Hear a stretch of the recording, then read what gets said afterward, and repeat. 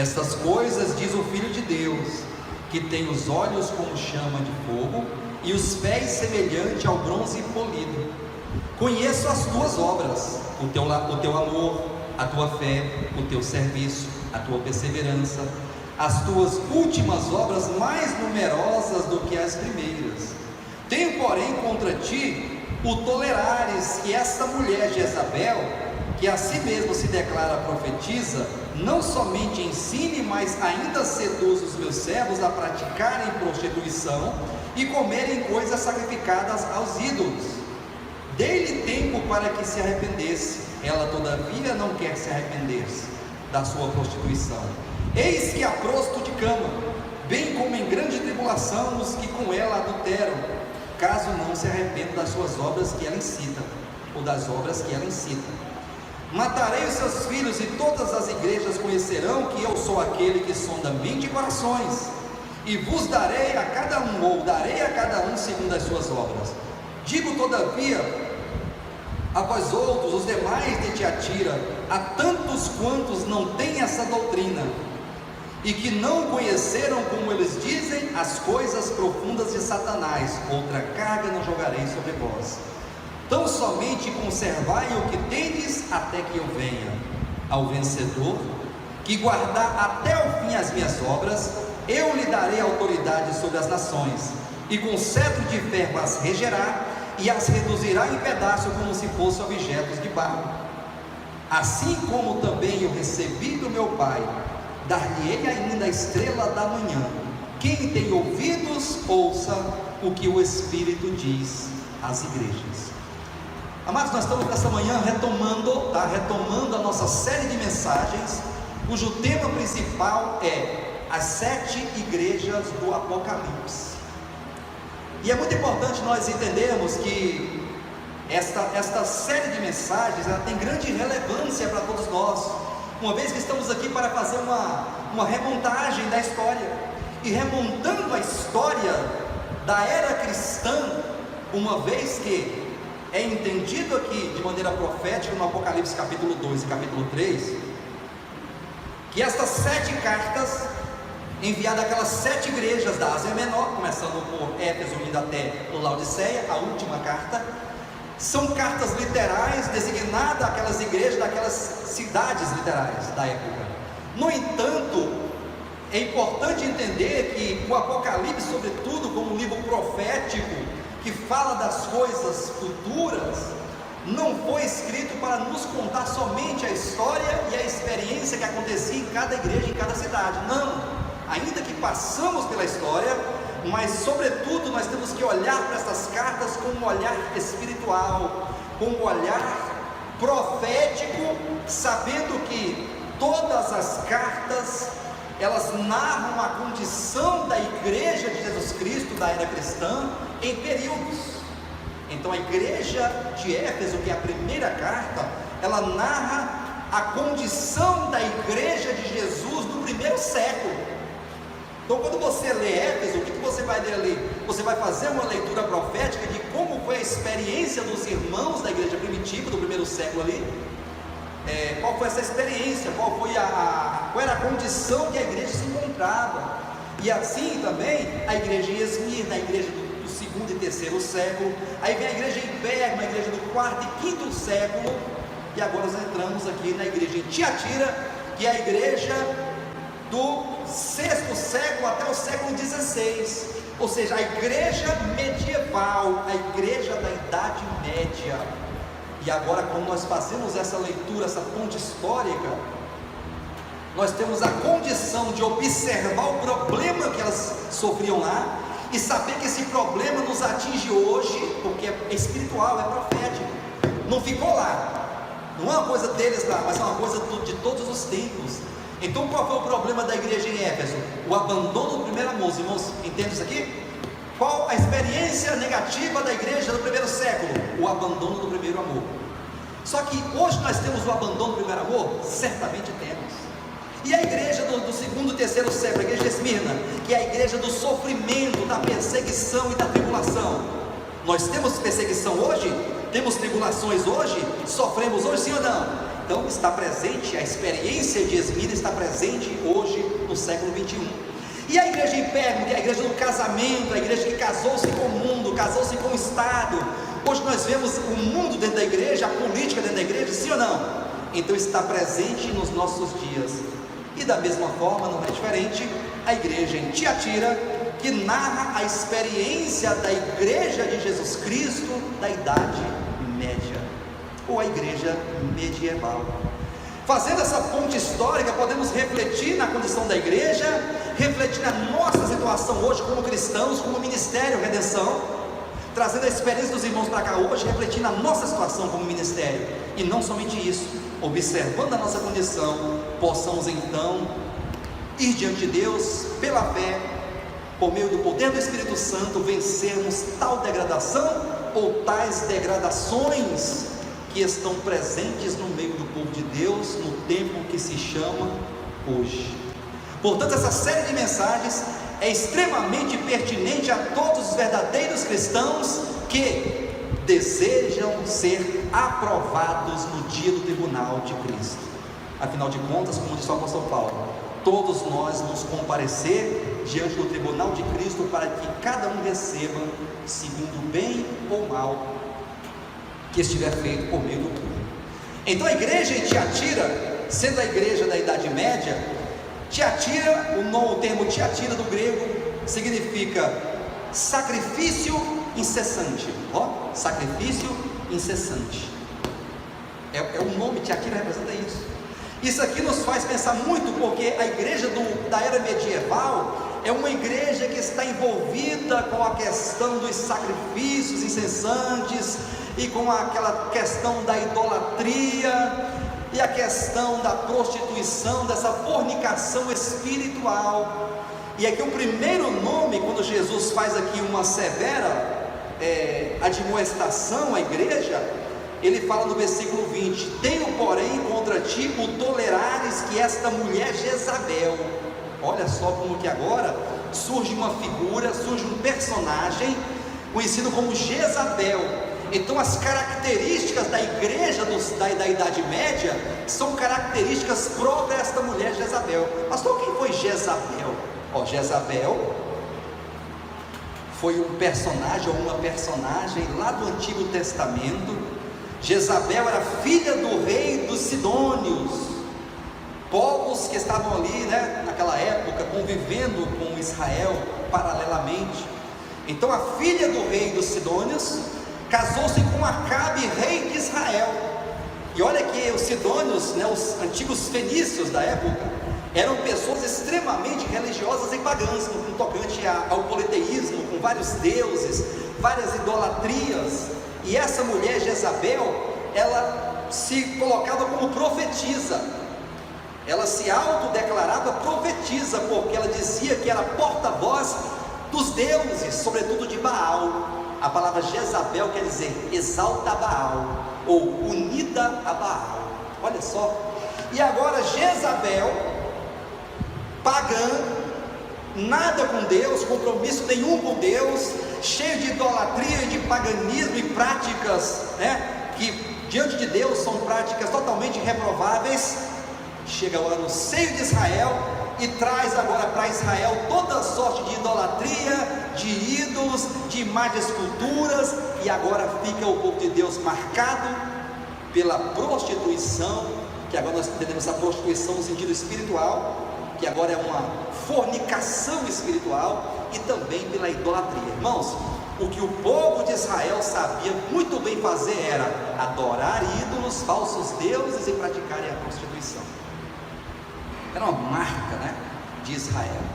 Essa apostasia declarada e plena, sobretudo nesta época. Acabe, como rei de Israel, ele não teve ali, ainda que ele tivesse esse casamento, não quero considerar aqui o casamento dos dois, não quero entrar nesses méritos, mas ainda que ele se casasse com essa mulher ou com qualquer uma outra, mas ele teria que ter o temor a Deus e manter-se fiel a Deus e aos mandamentos de Deus, como um rei, como uma autoridade, ali ele teria que manter o povo de Deus voltado para a palavra de Deus, que estava ali expressa na lei e nos profetas, coisa que não fez. Ele simplesmente foi conivente, ele foi passivo diante desta mulher. E essa mulher então, ela encabeçou, ela tomou direção do povo de Deus, levando-os, o povo de Israel, a praticarem a prostituição e a adoração de ídolos, coisa que não havia antes. Começa então a partir de aí, por volta de 700 anos antes de Cristo. E agora nós deparamos aqui com o Apocalipse tratando de Jezabel. Então nós entendemos que Jezabel, ela era uma figura profética da igreja de Jesus Cristo do século XVI até o século VI até o século XVI. Olha só, pastor, Jezabel, aquela pagã, idólatra, era figura profética da igreja de Jesus Cristo da Idade Média? Sim, sim. Por quê? Porque Jezabel é uma condição. Não olhe para Jezabel como uma pessoa, e não se fixe na pessoa de Jezabel, não. Quais eram as características dela, de Jezabel, e essas características são próprias da igreja da Idade Média. Então estavam lá as características dessa mulher. E veja só que a igreja de Jesus Cristo não tinha paganismo. Isso é resultado de Pérgamo. Os irmãos se lembram da mensagem que nós pregamos há umas 3 semanas atrás, lá naquela lojinha lá em cima? Acho que os irmãos não vão se lembrar bem não, mas eu vou citar para os irmãos aqui. Pérgamo quer dizer casamento. Mas que tipo de casamento? É um casamento espiritual. É quando a igreja uniu-se ao Estado.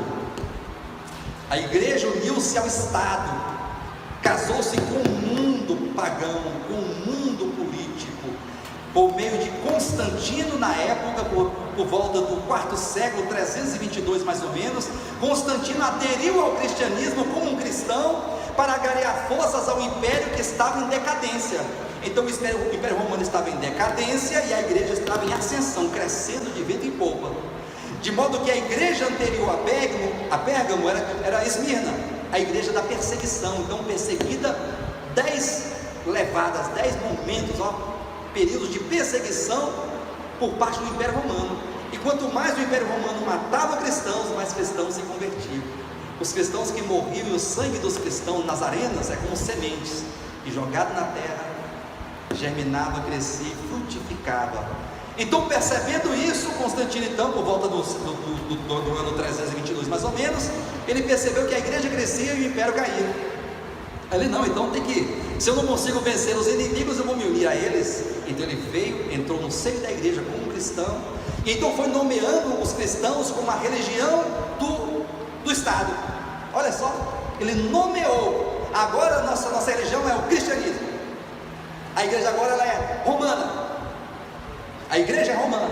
E então trouxe toda sorte, veio trazendo toda sorte de pensamentos, de superstições e de sentimentos pagãos, da cultura romana ou greco-romana. E agora Pérgamo, esse casamento da igreja com o Estado, da igreja com a política, da igreja com o mundo. E o mais interessante de tudo é saber, sabe o quê? Que lá na igreja em Esmirna, nós temos ali a sinagoga de Satanás. Na igreja em Pérgamo nós temos o trono de Satanás. Na igreja em Tiatira temos as coisas profundas de Satanás.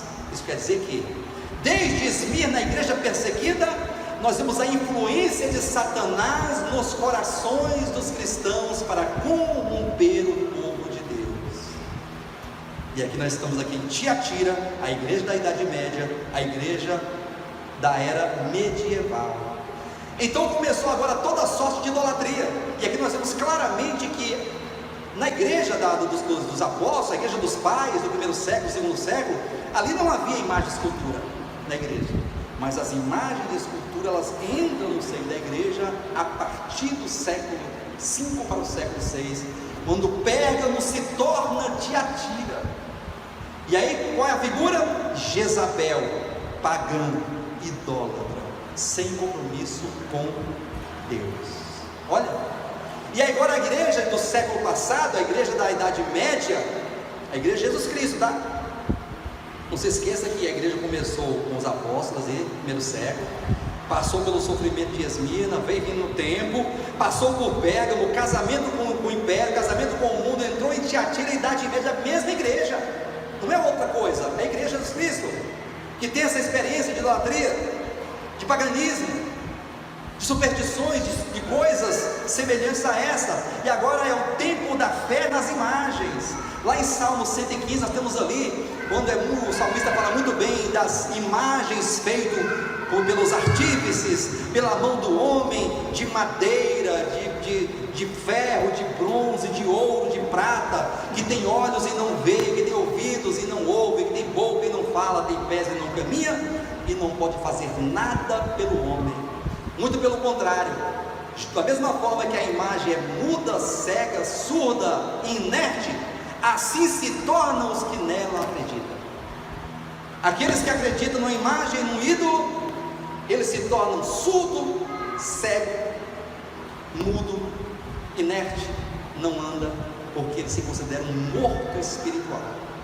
É uma morte espiritual. E aqui está a igreja que começou a fé nas imagens. E o próprio mandamento, né? O primeiro mandamento lá do decálogo, lá dos 10 mandamentos é: não farás para ti imagem de escultura, nem das coisas do céu, nem das coisas da terra, nem das coisas debaixo da terra. Então é uma ordem de Deus: não terá, ou não terás diante de ti, ó Israel, nenhum Deus que não seja eu, o Deus verdadeiro, o único e verdadeiro Deus. Não farás para ti deuses, imagens de esculturas. E esse momento, irmãos, que começa toda essa vida e essa experiência da igreja da Idade Média com fé nas coisas, fé nas imagens. É a pessoa que se curva diante de um ídolo, diante de um pedaço de madeira, diante de um pedaço de gesso, e ali passa a ser devocional, a declarar a fé diante daquela imagem.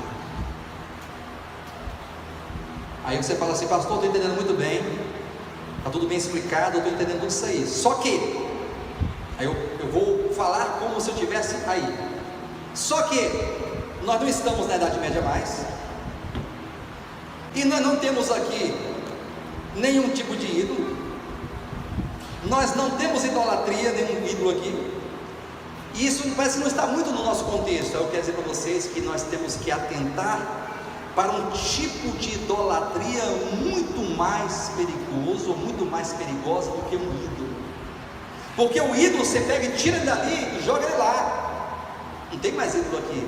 Agora a pior idolatria é aquela do coração, queridos. A idolatria do coração é o espírito de Tiatira que se encontra hoje nos corações da maioria esmagadora dos cristãos, sendo nós incluídos nesta maioria. Lamentavelmente, as experiências das igrejas do século da era cristã, elas estão presentes hoje em nós, no nosso meio, de modo que esta fé nas imagens hoje foi trocada pelo pragmatismo religioso. Eu posso falar para os irmãos o que é o pragmatismo. Pragmatismo vem da palavra pragma, do grego, quer dizer fato. Pragma, fato, quer dizer isso aqui, ó, isso aqui é pragma, fato. Quem está vendo isso aqui? Tem um púlpito aqui na frente de madeira, branca, cor branca, com um logotipo aqui. Isso aqui é pragma, é fato. E hoje vivemos a era do pragmatismo religioso. Então essa imagem, o ranço, o espírito de Tiatira veio de maneira sorrateira e está hoje no século 21, depois de mais de 1000 anos, ou depois de quase 1000 anos de experiência, hoje está presente em nosso meio. Porque agora trata-se não da fé no ídolo, não da fé na imagem de escultura, mas fé nas coisas. E agora nós vemos aqui agora o povo de Deus exercendo fé num esoterismo maluco que está hoje dentro das igrejas evangélicas, que são essas coisas: fé no copo com água, fé no sal, fé na rosa vermelha, fé no corredor das luzes, fé na campanha do descarrego, fé no cajado, fé na chave, fé nisso, fé naquilo. Então isso é pragmatismo.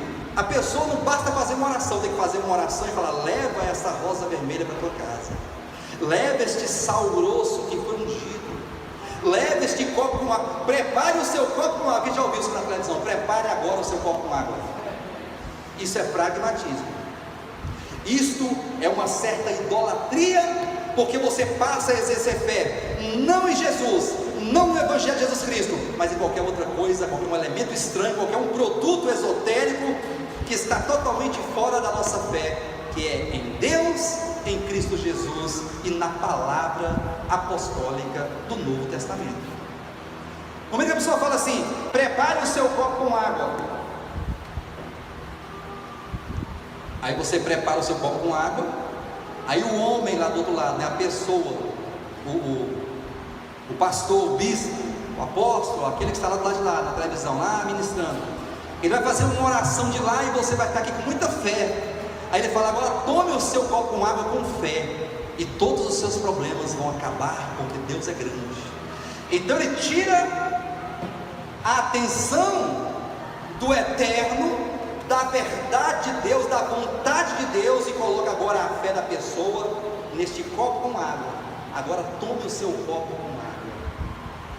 Não estou entendendo como que é uma certa. Lá na Idade Média, fé nas imagens. Hoje fé no copo com água. Hoje fé no cajado. Hoje fé no sal, na rosa vermelha, no lenço ungido, no paletó ungido, até na toalhinha que o pastor seca aqui, ó, o suor aqui. Essa toalha aqui é um poder muito grande. É um poder, o suor é um poder muito grande. Isso é pragmatismo, esoterismo, que é correspondente o quê? A um ranço de Tiatira que está hoje presente no nosso meio. Mas por que eu vou querer um copo com água, se Jesus declarou em João capítulo 7, versículo 40, que aqueles que crescem nele, como diz as Escrituras, do seu interior fluirão rios de águas vivas? Eu tenho um rio de água viva dentro de mim, que é o próprio Deus, que é o Espírito Santo, que é a vida eterna. Por que eu vou querer beber um copo com água? Para que eu vou querer um pouquinho de sal grosso na minha carteira, ou dentro do meu carro, ou dentro do meu escritório, ou na minha casa, se Jesus declarou: vós sois o sal da terra? Para que eu vou querer passar num corredor de luz para ser abençoado naquele corredor, se Jesus declarou: vós sois a luz do mundo? Glória a Deus. Então inverteu-se os valores para desviar o coração e a fé dos cristãos. Isto é Tiatira presente em nosso meio. Mas ainda tem uma outra idolatria que está aqui em Colossenses capítulo 3. Essa aqui é terrível. Essa aqui é terrível. Colossenses capítulo 3,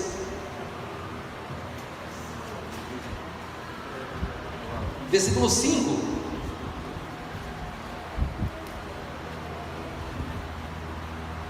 Fazei, pois, morrer a vossa natureza terrena. Aí ele passa a elencar aqui algumas coisas, né? A prostituição, impureza, paixão lasciva, desejo maligno e a avareza, que é... graças a Deus eu não nasci na era de Tiatira, eu não nasci na Idade Média. Graças a Deus eu não tenho nenhum ídolo na minha casa. Graças a Deus eu não creio no copo com água, eu não acredito nisso, meu negócio é o rio de água viva dentro de mim. Avareza. Irmãos, vou falar uma coisa para vocês. Isso é tão sutil, mas é de uma sutileza que está entranhado no meu coração, no teu coração, no coração do ser humano, o tal do materialismo. Porque a avareza quer dizer apego a coisas materiais, apego ao dinheiro, apego ao carro, apego ao trabalho, apego à casa. É a pessoa que dá ênfase demasiada aos valores materiais, capaz de desprezar a mãe, capaz de desprezar o pai, capaz de desprezar os filhos, capaz de desprezar o irmão, capaz de desprezar o vizinho, capaz de desprezar o ser humano, o outro ser humano, porque ele não tem condições de abrir mão do seu coração e da sua avareza. Afinal de contas, ele acredita que tudo que ele construiu é dele, e cada um com seus problemas, porque eu corri atrás do meu, corro atrás do seu, cada um com seus problemas. Isso é o espírito da queda, isso é o espírito do mundo, e isso é avareza, isso é idolatria.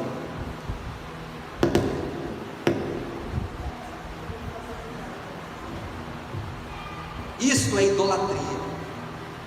Está dentro do coração. Certa vez o jovem rico chegou para Jesus e falou: Senhor, que farei eu para herdar a vida eterna? Aí Jesus falou assim: guarda os mandamentos. Quais, Senhor? Olha só, judeu, acostumado a ouvir todo dia a mesma coisa. Quais, Senhor? Aí Jesus citou 5 mandamentos, só em relação ao próximo. Amarás o teu próximo a ti mesmo, não dirás falso testemunha, não desejarás a mulher do teu próximo, não furtarás o teu próximo. Olha só. Ah, Jesus, mas isso eu tenho feito desde a minha infância. Manda mais aí, manda mais uma coisa mais difícil, que esse eu tenho feito. Aí ele falou, então tá certo, você ama o seu próximo, ama? Então vende tudo o que você tem e divida aos pobres, que você diz que ama, e terás a vida eterna, terás um tesouro no céu. Neste momento, o jovem rico baixou a cabeça, considerou as suas posses, considerou os seus bens, viu que não era capaz de forma nenhuma, o cavernoso agora, viu que não era capaz de forma nenhuma de repartir, de ser solidário. Ele não tinha condições de ser solidário, porque o seu coração era avarento. O seu coração era avarento. E muitas vezes nós somos assim. Muitas vezes nós somos assim. Melhorou um pouco. Temos esse coração, achamos que não temos, irmãos. Eu quero dizer para vocês aqui uma coisa, vocês aqui, ó. Esse ministério aqui, ele é abençoado no tocante a irmãos que são desprendidos. Amém, queridos? Eu preciso falar essa palavra para vocês, porque é a mensagem, eu não posso fugir disso aqui, ó. Porque a idolatria das imagens e a fé nas imagens hoje está aqui no nosso meio. Fé nas coisas, fé na água, fé na planta, fé no sal, fé não sei o que. E também a idolatria, que é uma avareza que se encontra no coração do ser humano. Então cabe a você, cabe a mim, sondar o teu coração e verificar se você porventura não está sendo avarento, e esta avareza seja uma baita de uma idolatria no teu coração, que é o que? Que é um germe da Idade Média e é um germe da igreja de Tiatira, a idolatria. Então o jovem saiu calado e triste, porque não era capaz de dividir. Afinal de contas, conseguiu com muito esforço todo aquele dinheiro, todos aqueles bens, todas aquelas riquezas. E o próprio Paulo, o apóstolo Paulo adverte ali em 1 Timóteo capítulo 6, versículo 3 em diante, que as pessoas pensam que fonte de lucro que a piedade é fonte de lucro. Mas a Bíblia diz que grande fonte de lucro é a piedade, ou seja, a vida cristã, mas com contentamento. Aí ele fala, esteja contente com o que você tem, não seja ganancioso, não tenha um olho maior do que a barriga, não queira dar o passo além da sua perna, porque muitos, com amor ao dinheiro ou pelo amor ao dinheiro, têm naufragado em várias ruínas, entraram em muito sofrimento, perderam família, perderam casamento, perderam o reino, perderam a paz, perderam tudo por causa do egoísmo, da avareza, por causa dessa coisa, esse apego àquilo que é material. Nós não nascemos com nada, ninguém aqui nasceu com dinheiro, e quando morrermos, não vamos levar nada. Se tem uma coisa que nós não levamos é dinheiro. Quando partimos para a eternidade, tudo fica aqui para os outros brigar, porque vão brigar por dinheiro. Pode ser R$2.000, vai ser uma briga, irmão, por esses 2.000 da conta, 2.000 da conta que o velho deixou. Mas os filhos vão brigar pelos 2.000, porque não acham que tem mais dinheiro que o outro. E nisso aqui eu me lembro de abre aí por favor, em Lucas capítulo 12, versículo 13.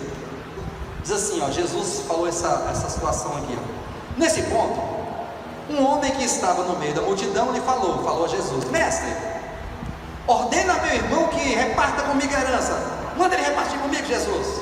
Olha só, está dentro do que eu estou falando aqui, né? Jesus, ordena-lhe que parta a herança comigo. Quero que ele vai comer parte, Jesus. Mas Jesus lhe respondeu: homem, quem te constituiu juiz e partidor entre vós?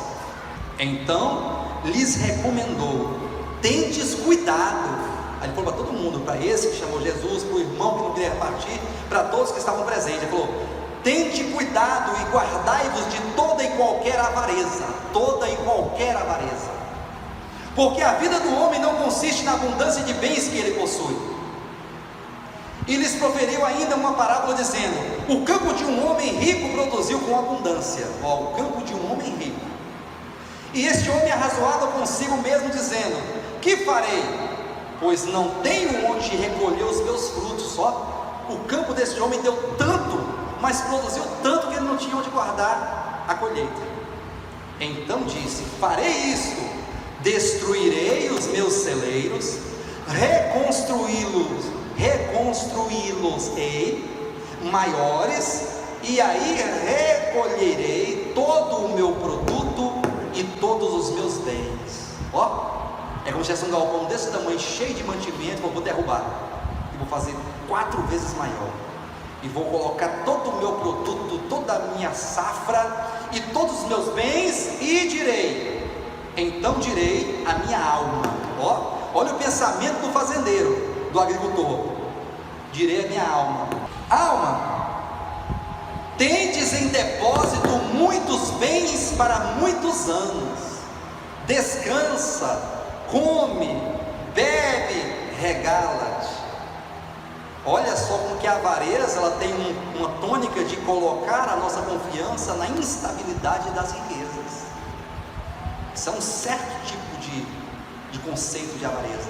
Você confia no que você tem. Aqui a confiança, eu tenho muito, está aqui, é meu dinheiro, conquistei todo esse patrimônio, agora eu vou comer, beber, me regalar, porque eu estou tranquilo. Mas Deus disse para esse homem: louco, esta noite te pedirão a tua alma, e o que tendes preparado, para quem será? Assim é o que tesoura para si mesmo e não é rico para com Deus. Olha o que a avareza faz. A avareza faz você colocar a sua confiança na estabilidade da riqueza. A avareza faz com que você feche o coração para o próximo. A avareza faz com que você confie em você mesmo. E já está lá um princípio do Antigo Testamento, né? Maldito o homem confia no homem. Confia em si mesmo e faz do seu braço forte a sua força, e aparta o seu coração do Senhor. E a avareza faz com que ele seja rico para si mesmo, ou seja, ele está disposto a ir às últimas consequências por ele mesmo. Tu já viu aquela situação?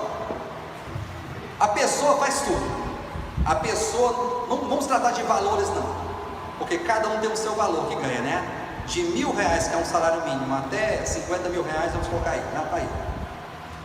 A pessoa que ganha R$1.000 ou R$50.000, ela está disposta a fazer tudo por ela ou não? Sim ou não? Quem ganha R$1.000 está disposto a ir até as últimas consequências em benefício de si ou não? E ele está certo, ele tem que trabalhar em benefício de si mesmo. Afinal de contas, está trabalhando, isso é certo, é louvável, isso é legítimo, é justo. No entanto, ele não pode permitir que a sua avareza, que o seu coração seja generoso para com ele mesmo e pobre para com Deus. É a pessoa que está disposta a trabalhar e a ter as últimas consequências em benefício próprio. A pessoa que tem um carro de R$10.000, ela se esforça, troca por um de 15 ou não troca? Troca ou não troca, irmão? Se esforça, troca ou não troca? Aí quando chega no de 15, aí ele troca por um de 25 ou não troca? Troca ou não troca? Fala aí. E quando ele chega no de 25? 40, 50, um de 100, daqui a pouco está batendo aí. Não estou dizendo que os carros caros são pecado não, tá? Não estou dizendo isso não. Estou fazendo os irmãos pensarem que nós temos facilidade e temos a predisposição em correr atrás dos nossos interesses, ainda que nos custe muita coisa. Amém?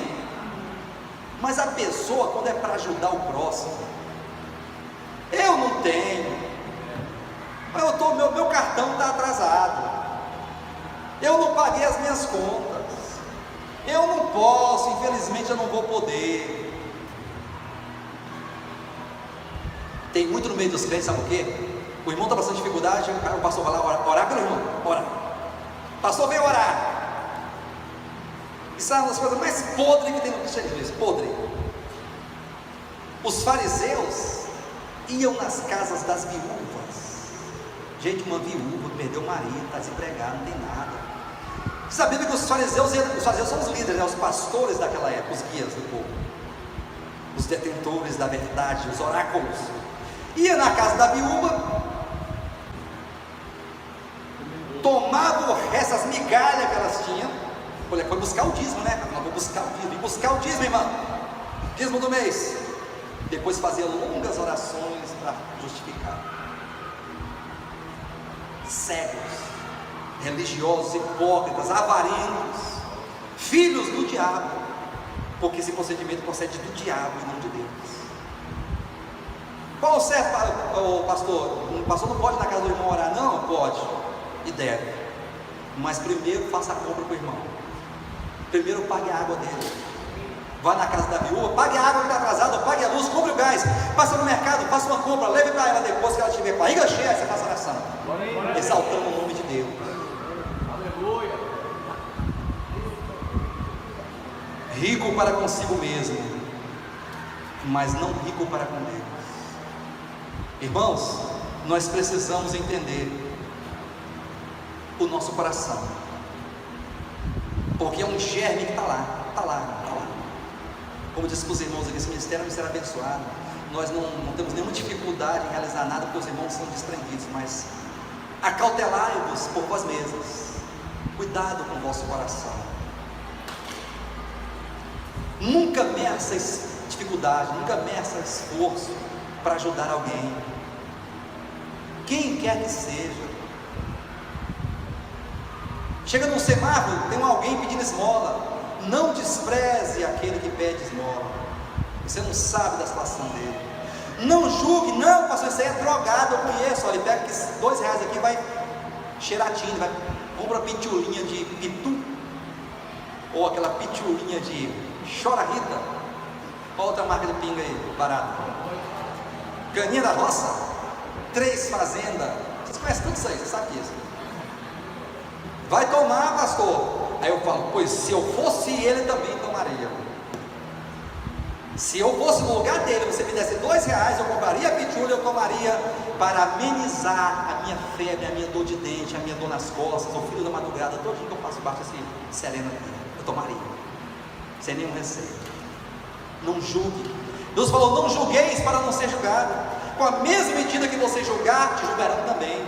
Não meça as pessoas. Tem condição, abra a tua mão, compartilhe, seja solidário, acolha o necessitado. Não volte as costas para o que te pede. Dê a todo aquele que te pede. Seja generoso, porque este é o Espírito de Cristo. Jesus era desprendido.